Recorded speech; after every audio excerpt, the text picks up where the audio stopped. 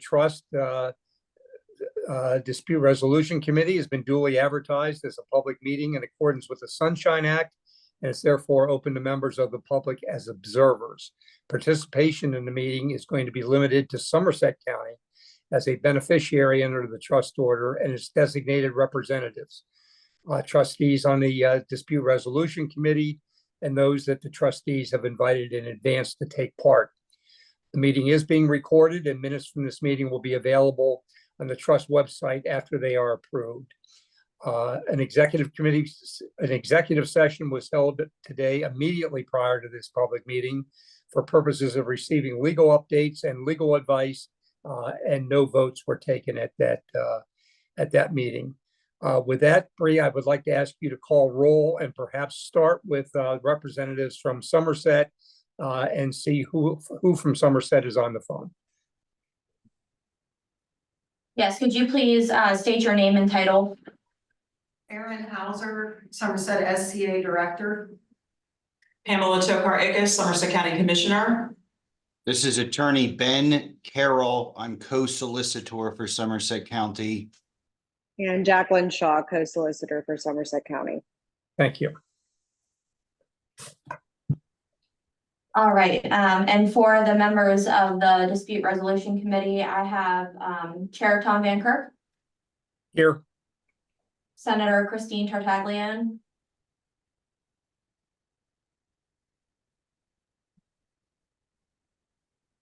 Here. Commissioner Robert Postal. Here. Aaron Dalton. Here. Jamar Alexander. Present. Shay Madden. Here. Commissioner Kevin Boozle.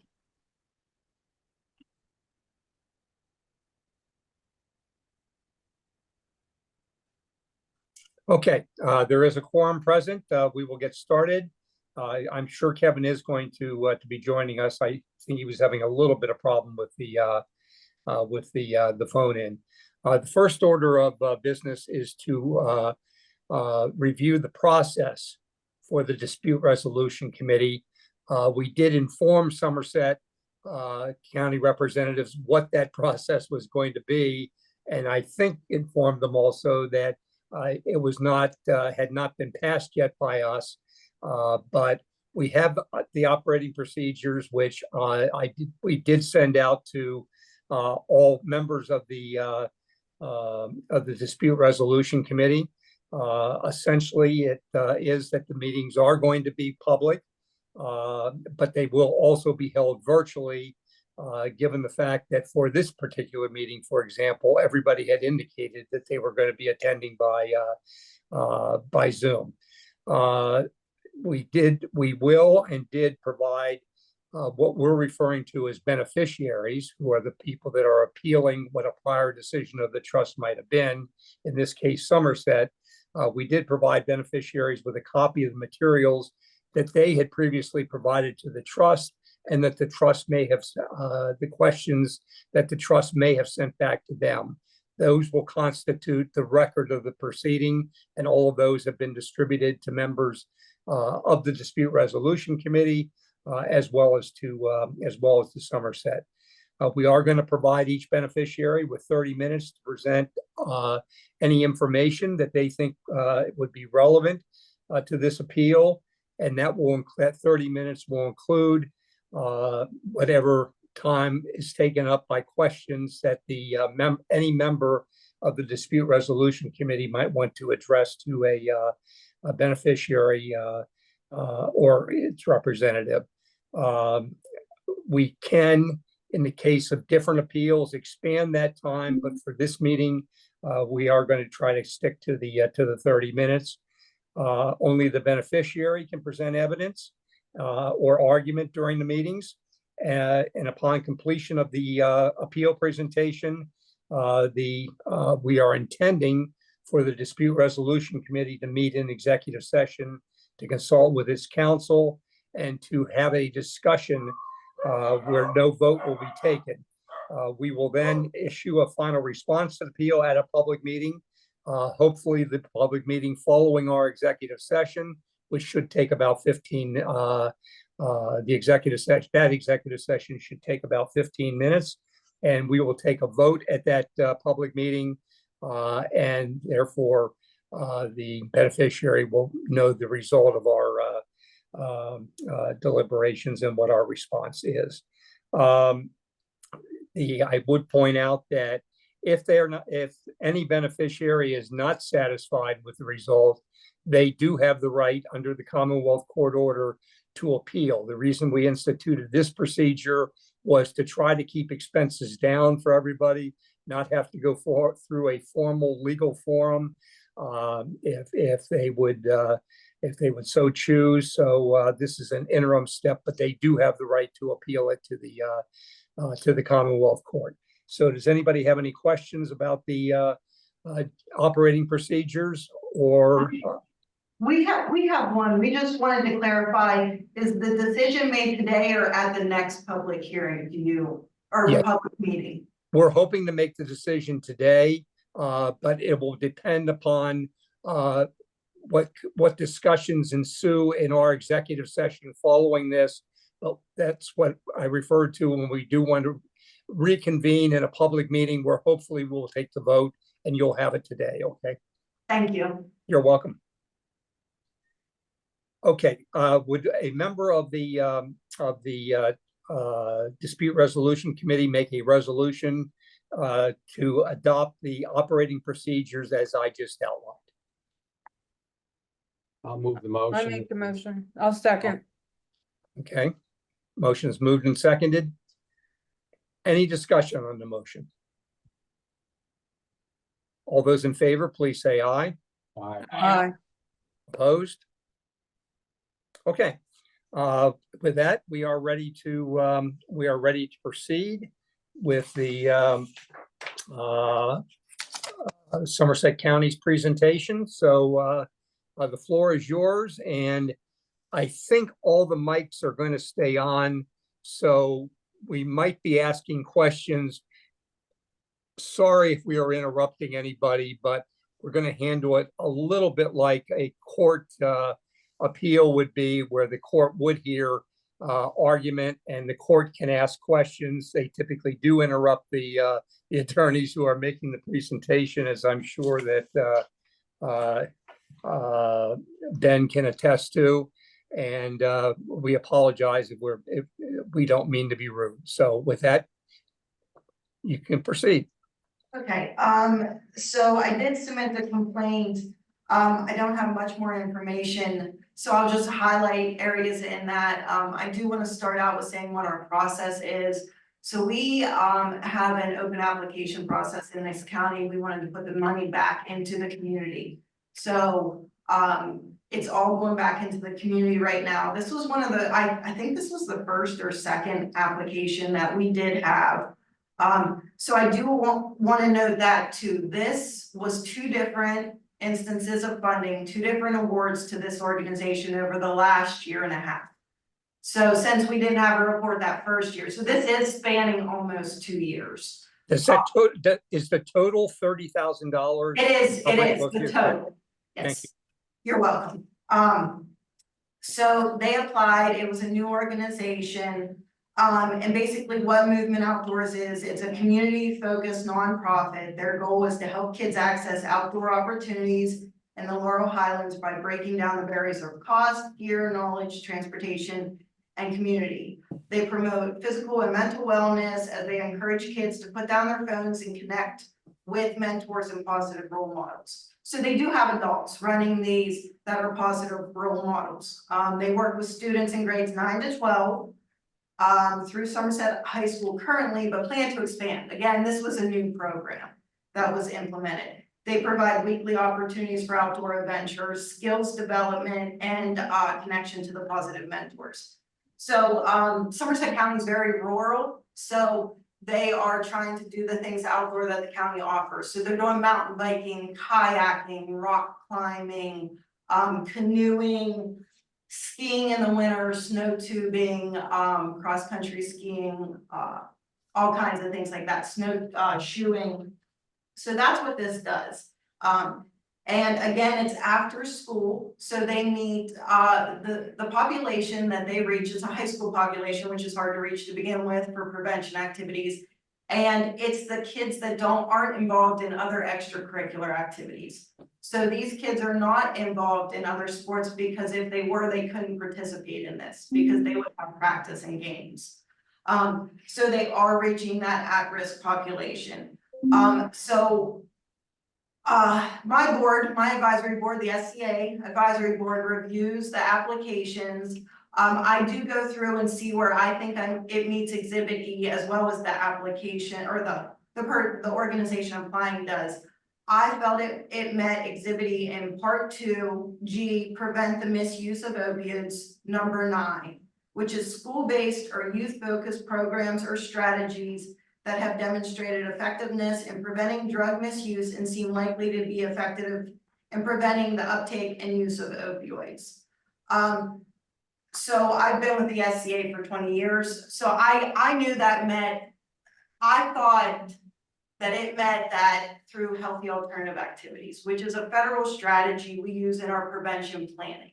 So we have 6 federal strategies that the SCAs have to plan their prevention programs around.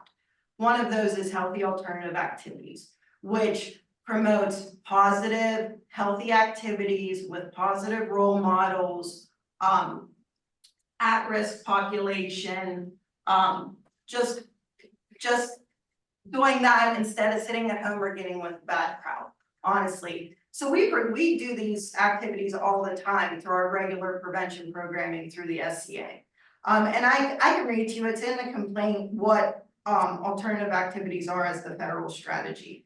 And this is pulled from the DDAP prevention manual. So it operates under the premise that healthy activities will deter participants from the use of alcohol, tobacco, and other drugs and participation in gambling activities. The premise is that constructive and healthy activities offset the attraction to or otherwise meet the needs usually filled by ATOD and gambling, and would therefore minimize or eliminate the use of ATOD and participation in gambling activities. Please note characteristics of effective alternative activities include program activities that are more intensive, include many hours of involvement in the program, incorporate skill building, target higher risk youth, and are built into a comprehensive prevention plan.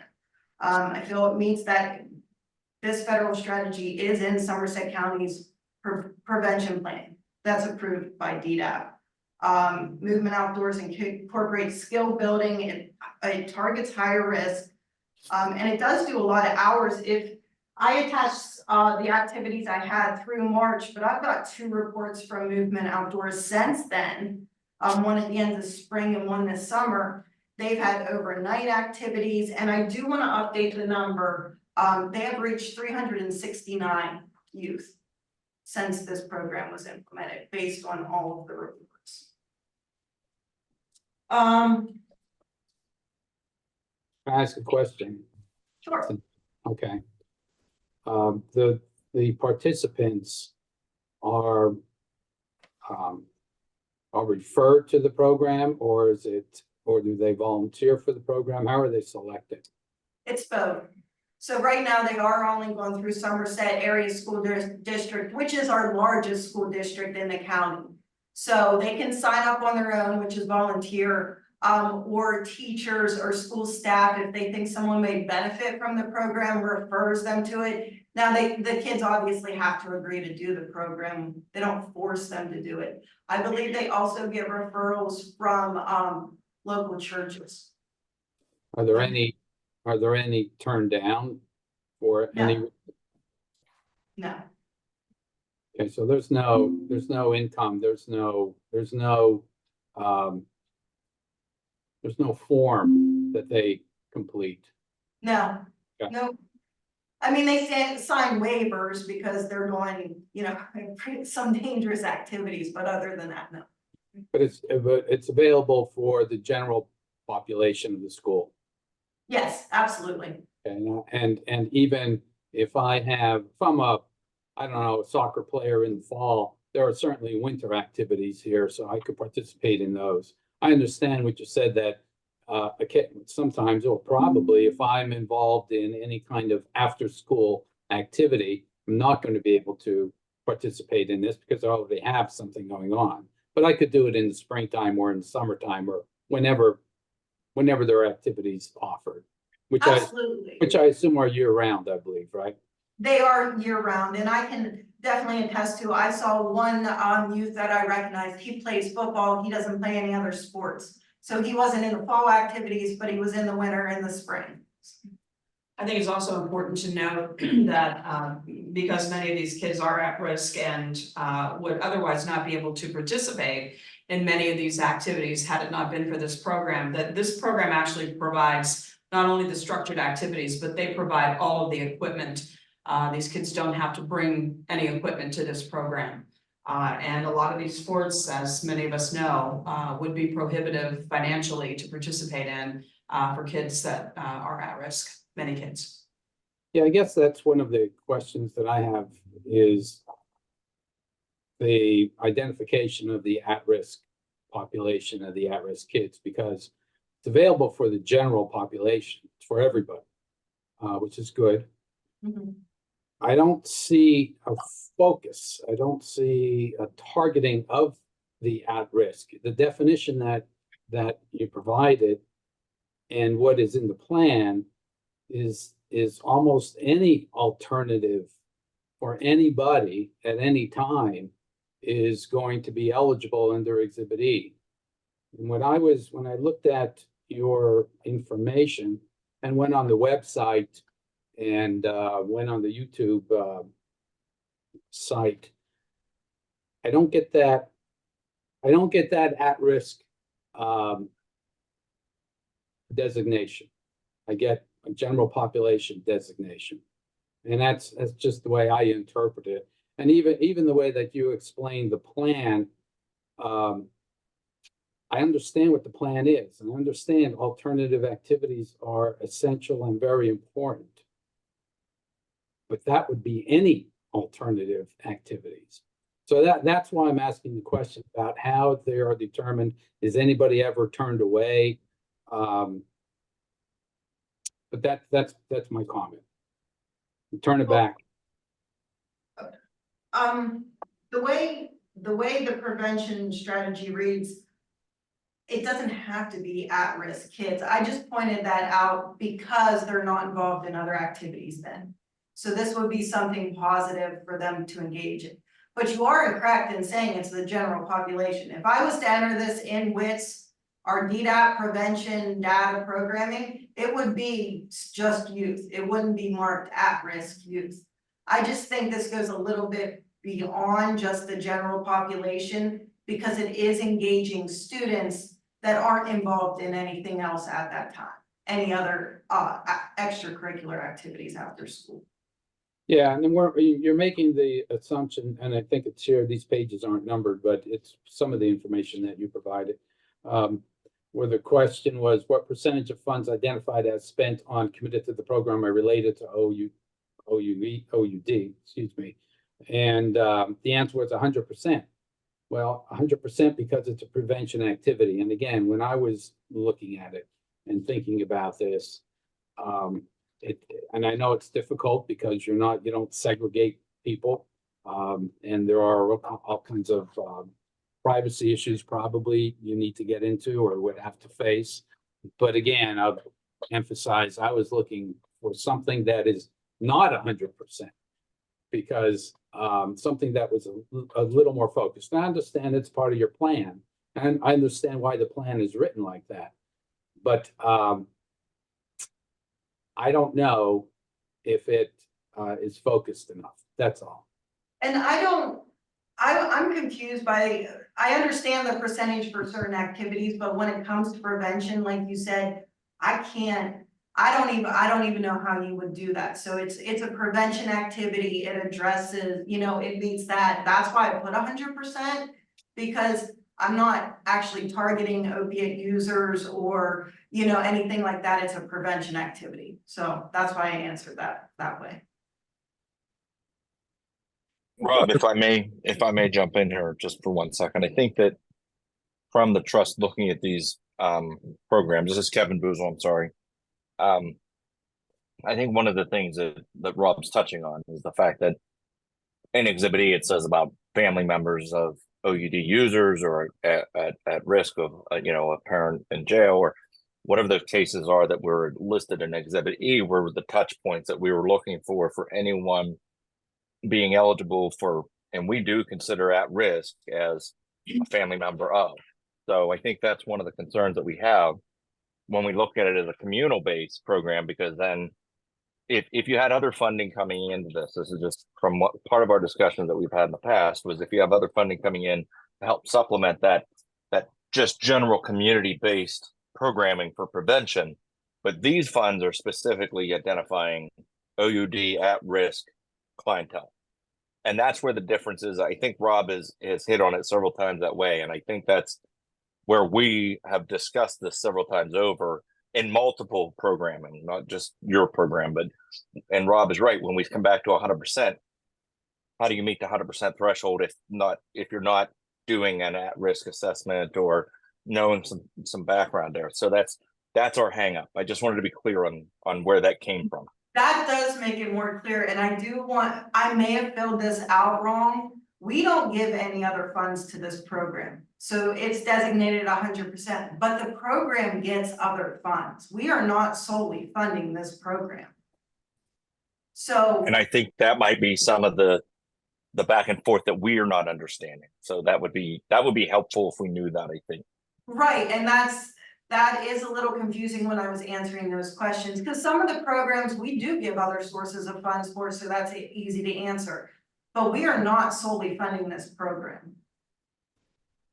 Aaron, do you? I'm not privy to, I don't know what the other funds are. I'm not part of this organization.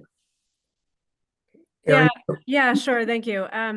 Yes, thanks for all of that. I do think for trustees, trust members, it is important as we go forward. This is our first one, but to read the kind of sort of preamble to each of the pieces within Exhibit E. So, the piece for G on page 11 of Exhibit E, refers to support efforts to discourage or prevent misuse of opioids through evidence-based or evidence-informed programs or strategies that may include but are not limited. And where like in other pieces of that, not G, is much more clear about the opioid use disorder. And so I do think we want to be paying attention to that wording in each of those sections, because that's what the counties are reading. With that, I just wanted to give Somerset an opportunity to address kind of the evidence-based piece and just how you think about evidence when it comes to prevention programs. Sure. So evidence-based, this is not an evidence-based program. So we run many evidence-based programs. They're designated as evidence-based by like NREP, blueprints, evidence-based organizations. This is a federal strategy. So that's why I thought it fit, because it said in G, it says programs or strategies. So like this is a federal strategy, which encompasses a lot of activities. That's what we base our prevention plans off of, 6 federal strategies. Education, information dissemination, community-based, environmental, problem solving, and healthy alternative activities. So those are the 6 prevention strategies. And that's how we do everything. So when I read part 2G, I saw those strategies and I said, well, healthy alternatives is it's a federal strategy. It's what we plan off of. That's how I saw it. And that was my interpretation. Thank you. Appreciate it. Well, And it is a federal strategy for what? it is a federal strategy for drug and alcohol substance use prevention. And the federal strategies are identified by the Center for Substance Abuse Prevention. And that is in our DDAP prevention.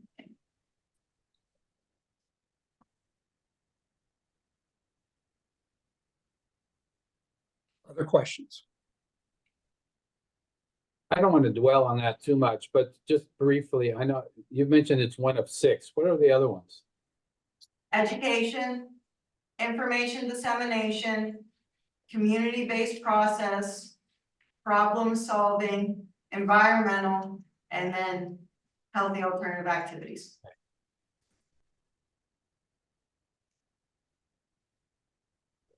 Could I ask a question as to whether or not on any of the activities, is there any kind of counseling concerning opioids or opioid use disorder that takes place, or is it basically a program aimed at making sure the kids have an activity to do? Well, it's more than just the activity. Does it include specific drug and alcohol prevention evidence-based programming? No. So they do skill development. They do connection with positive mentoring, so they do mentoring. So the kids that attend this know they can go to any one of the mentors if they're experiencing any issues. They talk about healthy decision making, keeping your body healthy. And honestly, many prevention programs do that. You know, they focus on those are proven to create good habits, good decision making skills, and in the end, preventing drug and alcohol use and abuse.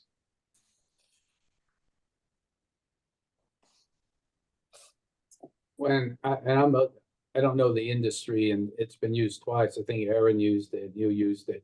Evidence-based programming is what? Is that a measurement, or is that a metrics that you look at whether you're effective or not? So evidence-based programming is a certain program. Okay, so it is a certain program that has pre and post tests, and it has been proven, and they follow, you know, whoever took it and follow them and prove that it has prevented drug and alcohol use. So examples of those would be your BOTF and life skills prevention program. It's curriculum based. You know, and like I said, we do offer a good bit of those. Project Towards No Drug Abuse is an evidence-based program. It is a curriculum. So you have a workbook, you sit down, you do work. Most evidence-based programs are curriculum-based in that aspect. You take pre-test, you take post-test, and it is proven that you gain drug and alcohol knowledge, and that you gain strengths and risk and protective factors, and it prevents drug and alcohol use. Okay, and it can't be used in this instance because you don't test the people, the students coming in. Anybody could sign up, and you don't follow them coming out. Yeah, and there's no curriculum. So we're not sitting down with them and saying, you know, alcohol does this and this and this to your body. They're not gaining drug and alcohol knowledge. They're gaining life skills that help them prevent drug and alcohol use. But they're avoiding the instance or the exposure. I think that's your argument, isn't it? That that's an alternative to sitting home. I think you might have said that, to get the cell phone out of their hands or to get into trouble. Let's put it out. And building resilience, correct. So you know, Commissioner, Somerset is to be commended for this program. I think it's an outstanding program, and I wish more counties had it. And really, I think you're going over and above and doing a great job with it. But as far as whether or not the opioid money can be used, we have to recognize the overall concept of these settlements. When the tobacco cases were settled in the late 1990s, early 2000s, the states got a lot of money. The tobacco companies got their releases, got relieved of liability, but they didn't put any restrictions on the states as to how the money could be spent. And states used it for many different things. North Carolina used it to subsidize the tobacco farmers who they felt were being harmed by the program. So our view is that the opioid defendants went out of their way by drafting Exhibit E to be specifying with the attorney generals of each of the states exactly what the money could be used for. And it was to be used to address the problems caused by them in either improperly distributing or in the manufacture of opioids, which led to the problem. And that's what led to Exhibit E. So unlike other federal programs or even other DDAP programs, this money was specifically negotiated to be spent to address the problem that was caused by the defendants who were settling the case. And I think that's an important distinction, because we're not just looking at what the money, whether or not it's a nice project, a good project, something that you're to be commended for, which you are, but really whether or not it goes directly to helping prevent opioid abuse. I think that the federal standard that you're talking about deals not only with drugs, which can be a number of things in addition to opioids, but also tobacco, also gambling, and many other things. And that's why we went back to you and we're asking for a percentage of how many of these kids were at risk for not bad behavior generally, not things that they shouldn't be doing, not unhealthy things, but specifically for opioid abuse. And that's what we're struggling with when we're asking the questions of you. So I just wanted you to be aware of that, but also be aware of the fact that and each of the discussions I've been involved in to discuss this particular program, we think it's a great program. We just don't think, at least the trust did not believe previously, that it was something that was covered by Exhibit E and therefore could be a point. And it's one of the reasons, by the way, we went back, because it was being aimed at so many different youth and so many different activities to try to keep them from getting involved in, whether it be gambling, whether or not it be alcohol, whatever. It's one of the reasons that we came back and asked for the percentage. And from what I'm understanding, you're saying you really can't develop that percentage. No, to me, prevention activities are, 100%. I don't know what else to say with that. I can't. No, I understand. I can't guess how many kids are gonna, use opiates out of kids. I guess, I mean, I'm just explaining this. It was my thinking. I am one person. Although, I plan and monitor a lot of prevention services. All of them in the county, actually. And this is, this explanation was my thing. What's going on in my head, how I read it and interpreted it. So I don't really have anything else to say other than, I did listen into the phone call last month. I called in and there were a lot of other activities that funding went to. So I was a little confused in that. I mean, there was like soccer clubs mentioned, photography clubs, art clubs. So I guess I was wondering what the difference was there. And I'm not asking for that answer, but I was a little perplexed. So maybe I'm not explaining it right. And that could be on me. No, I think you're explaining it. All I can say is with regard to other programs, we don't get into that. Right. But there were other justifications given. There might be similar type of programs, but there were different justifications or more of an explanation as to how it might have been aimed at opioid abuse, particularly, or they may have given a percentage. But it's not your lack of explanation. I just don't think you. I'm just not sure you have an explanation to give. And because look, I know you get funding from other sources. I think when you've explained, when this has been explained to other sources, or at least what part of your submission was UPMC granting money for the program, and where it states that the goal is to help kids access outdoor opportunities in the Laurel Highlands by breaking down the barriers of cost, gear, knowledge, transportation, and community. We desire to promote physical and mental wellness, as well as encourage kids to put down their phones and connect with mentors and positive role models. All outstanding and outstanding goals, but it doesn't mention drugs, doesn't mention opioids in any of that. So we really are looking at the totality of the explanations and not debating your advice to Somerset, and not debating why Somerset made the decision, and a very worthy investment, and not debating why any other foundation that isn't restricted by Exhibit E constraints, why they would readily start funding this program. So other questions from members of the Dispute Resolution Committee, or anything else that the Somerset representatives would like to add?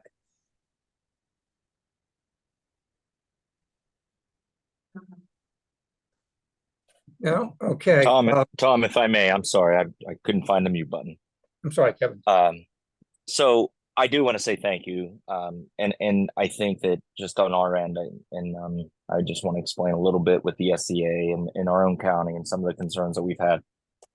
This money is a little wonky for SCAs, and it doesn't fit a box. And it's sort of the squishy middle. And we talked about that a lot, even in our discussions as a board.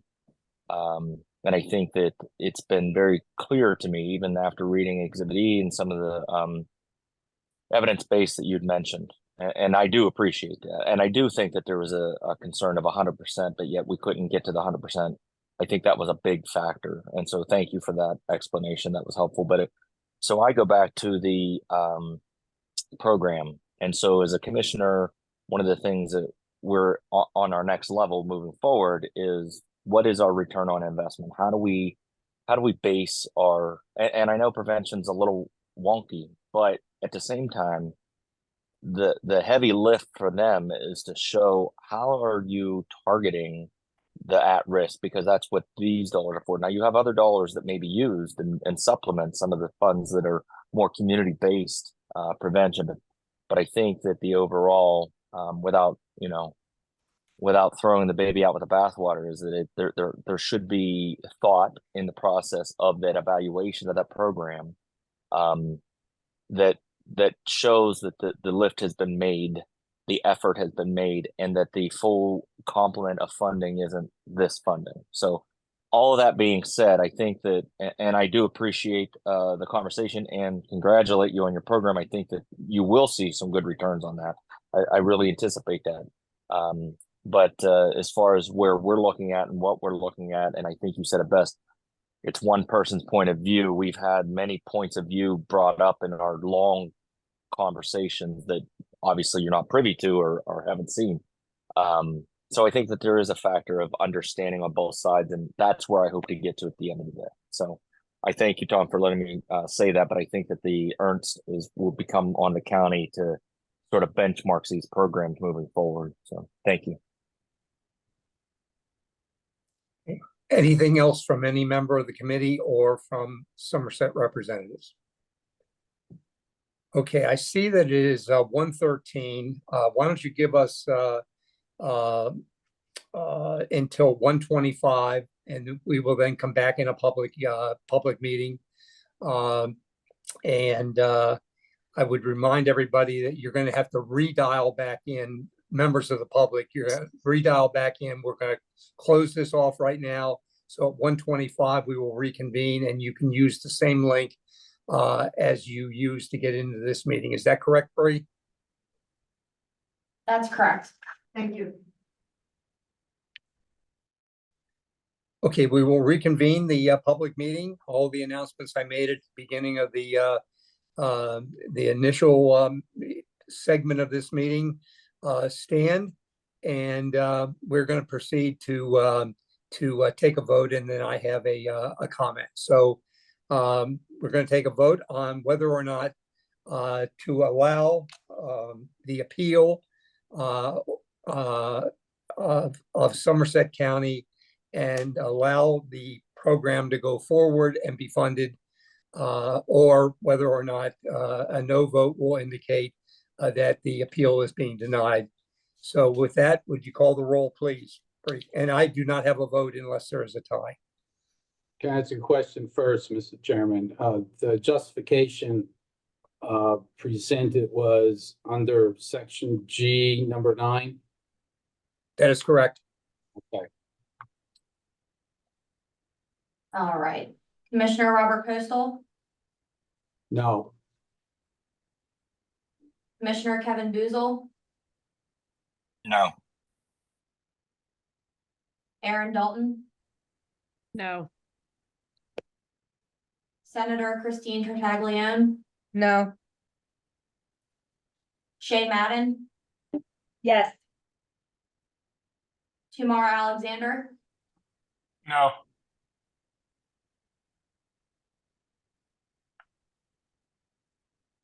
Okay, so I believe the vote was 5-1 against the appeal. What I would like to add to Somerset, that means this appeal and the monies that have been spent thus far on the program are not viewed by us as evidence-based and not ruled to be in compliance with Exhibit E. So you will have to find other ways to spend that money that has already been spent. Let me add, though, we do believe it is a very, very worthwhile program. And if going forward, you find a way of justifying this as being evidence-based, you can go ahead and use opioid funds. You're not precluded from trying to find a justification for this. It is the end of the road, except for your appeal to Commonwealth Court. It is the end of the road for this particular $30,000 and this particular attempt to justify the expenditure of the funds under Exhibit E. So I do have a question regarding that. So we run off of fiscal years. So the first payment is the whole way back to fiscal year 22-23. Which is closed. The second one is fiscal year 23-24, which is closed. We had to have those books, we have to have our books closed by the end of August. This is not a county program. This is a community program that applied for our funding. So how do we get that money back? This was already, these books are closed. Do we go back to the community organization and say, you know, we need that money back?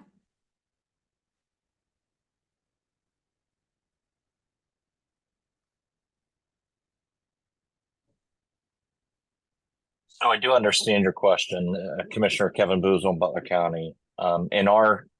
In my situation, if I were in that boat as a commissioner, the commissioners had said that they are going to follow Exhibit E to the extent that they can and will, but they ultimately take ultimate responsibility regardless of what the program did, how it was funded. But the commissioners would then assume that risk of funding that program on the basis of not meeting. Now, I understand you did it in good intention and you believe that it fell within the Exhibit E, and obviously the board, the full board and the dispute board, that it didn't meet that criteria. I agree with you that the technical assistance has to include additional, but we're all learning on this first year. So what I'm going to say to you is, if it were me and I was a commissioner in this situation, as Pam is here, and I think that we would have to supplement it or pull it out of, disclose it as not accept an additional 30,000 from the trust. I don't know how. I think that has to be yet to be seen, because as you're right, I don't see you going back and claiming this money from an organization. I wouldn't do that personally, but that's me. But as far as your choices, that would be up to your solicitor and how the contract was written with that additional program. I don't know what that language was. Yeah, thank you, Kevin, for doing. I put my commissioner hat on also on this. Remember, the counties are ultimately responsible, not the SCA and not a Movement Outdoors. The commissioners are. If it were I would certainly not go and ask for a refund. it's done. But money is fungible, so there may be ways of moving some support around. I mean, again, I don't know how to do, I don't know what programs. I know commissioners are now going through their budget meetings for next year. I don't know what kind of reserves you have. I don't know what the situation is. I understand the difficulty and the awkwardness of what you said. If it came up for me, I would use $30,000 I would find 30,000, and this is just me and the commissioner, I would find $30,000 for a eligible program.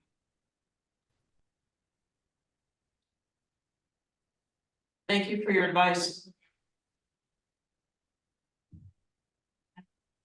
Thank you to the members of the trust. And I Taking would time say this that, afternoon. yeah, and I would say, by the way, to the extent that we did think that, and to the extent the money went back to that you received in 22, it should have been spent by June 30th. To the extent that you are finding another way of funding this, which I happen to agree with the two commissioners as to how you ought to do it. But to the extent that that then gives you $15,000 and in the subsequent year, another 15, we would certainly be amenable to accepting your request for an extension of time to spend that money on something that does fit within Exhibit E. Thank you. You're welcome. Anything else to come before the meeting? Hearing none, is there a motion to adjourn? So move. All in Second. favor, all in favor, please say aye. Aye. Aye. Opposed? Okay, thank you all for your time. Thank you.